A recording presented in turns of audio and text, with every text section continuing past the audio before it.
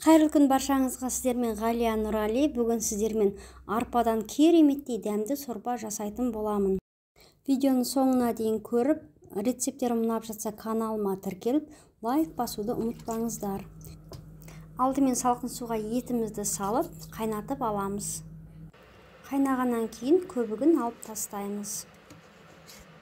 Мен үлкен кесемен жарты кесе арпа алдым. Енді осыны салқын суда жақсылап жуып, тазартып, үстінен қайнап тұрған ыстық суды құйып, жарты сағатқа бұқтырып қоямыз. Бұқтырылған арпамызды қайнап жатқан еттің сорпасына салып, пісіре береміз. Табамызға аздаған май құйып, пиязымызды, сәбізімізді, картошкамызды аздап қуырып аламыз. Үстіне ұсақтап туралған тұздалған қиярымызды салып, араластырып, бұрышымыз бен тұзымызды салып, тағы да 5 минуттай қуырып аламыз.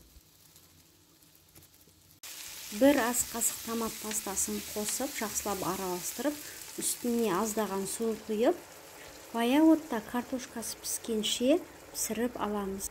2 сағаттай қайнаған етіміз жұмсақ болып пісті. Енді оны сүзіп аламыз. Бұқтырылған барлық көкөністеріміз пісіп болды.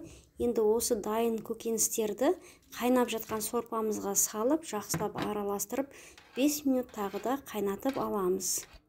Етімізді турап алдық. Енді осы туралған етімізді қайнап жатқан сорпамызға салып, тағы да 5 минут қайнатып аласыз. Арпадан жасалынған сорпам дайын болды.